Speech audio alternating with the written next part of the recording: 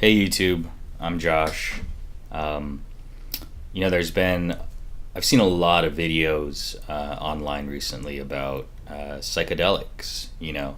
There's a bunch of people talking about ayahuasca, DMT, everyone from Joe Rogan to Jordan Peterson, and I'm sure a few other people that I can't think of right now. Um, but that inspired me to talk about my first time using a strong psychedelic, and that was LSD. So the first time I did LSD, let me back up a little bit. So kind of give you my background. I was 13 when I did LSD, but before that, I grew up in a Christian home in Los Angeles. My dad is Korean and my mom's white, and they raised us in this neighborhood in Los Angeles called Wilmington, which at the time, growing up, it was probably like 80% Mexican, something like that. But that's the household I grew up in, with a certain kind of understanding of God, the universe, and but I remember as a kid having some issues with some concepts in Christianity, things related to an infinite God always being there, and that there was the idea that there was nothing before this God, that God just always existed. And that really troubled me. And to be honest with you, the idea still troubles me, whether or not you believe in a higher power or not. It's like, what is the first cause? For me, it has to be God.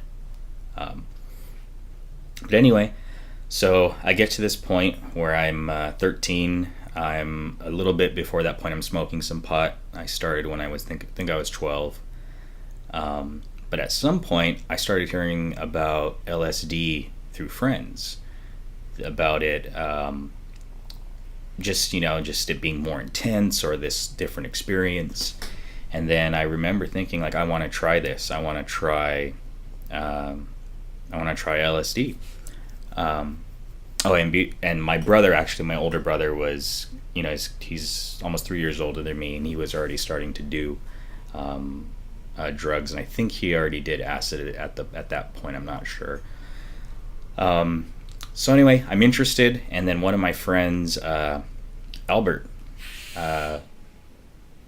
he gets some, and I still remember it because he called this guy, and then this cholo shows up on his Schwinn Cruiser with his his Dickies shorts and Nike Cortezes, the white socks pulled up to the knees on a Schwinn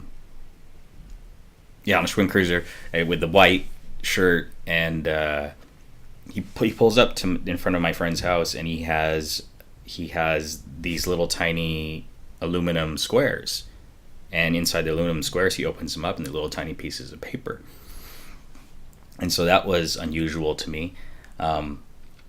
And I thought, this looks fairly harmless, but at the same time I was like, is that it? Is that all you need? Is that it? So anyway, I bought some, and then I bought two, and I took one home. I took it, and my friend Albert took one. And then about half an hour went by, I didn't feel anything, so I called him, and I said, hey man, are you feeling anything? And he said, yeah, I'm starting to feel it. And he was like laughing on the phone. I wasn't feeling anything. And then I was like, maybe I need to take the other one. So I took the other one. And after I took the other one, then it started to kick in. But the problem was, now I was on a double dose of LSD. And I was at home around my family with my 3 brothers and my sister, like, all in the house. But I wasn't freaking out. I was just everything. I was tripping out, but quiet, and so no one noticed that I was on LSD. Anyway, so it started to intensify, and it was nighttime, and it was time for bed. And there was 2 bunk beds in the room. I was on a lower bunk bed. My older brother was on the one above me, and then on the other side of the room, it was my youngest brother on the bottom bunk bed, and then my younger brother, Jeremy, on the top bed. And as we started getting ready for bed, my mom was like tucking in my younger brother, and there was a light against in his bunk bed, and he moved his arm like this, and I just saw just trails just when he moved his arm, just really, really intense trails, just.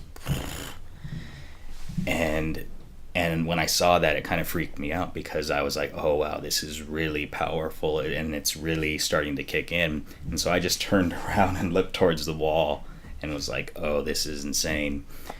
So at some point, I don't remember, but the lights went out, and it was probably better that the lights were out, because I didn't have too much visual stimulus to cause me to like freak out or anything. But I was just laying in bed for a long time, and just on acid, and just kind of with my own thoughts in the dark, with all my brothers sleeping in the room with me. And a couple of things that I remember clearly, but one of the things was I started seeing, with my eyes closed, I started seeing these really intense, colorful, like fractal patterns with my eyes closed. And one of the things I saw that I don't know if I'll ever forget, but I saw what looked like a molecule, a 3-dimensional molecule that was spinning and turning. And that molecule, the connecting points between all the atoms or the points in the molecule were like neon and all different colors.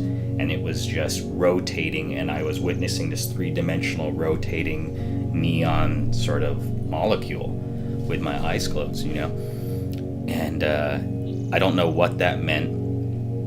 There's a lot of theories about, what it could be. DNA being accessed through psychedelics, having insight into the inner workings of your body or your subconscious or whatever.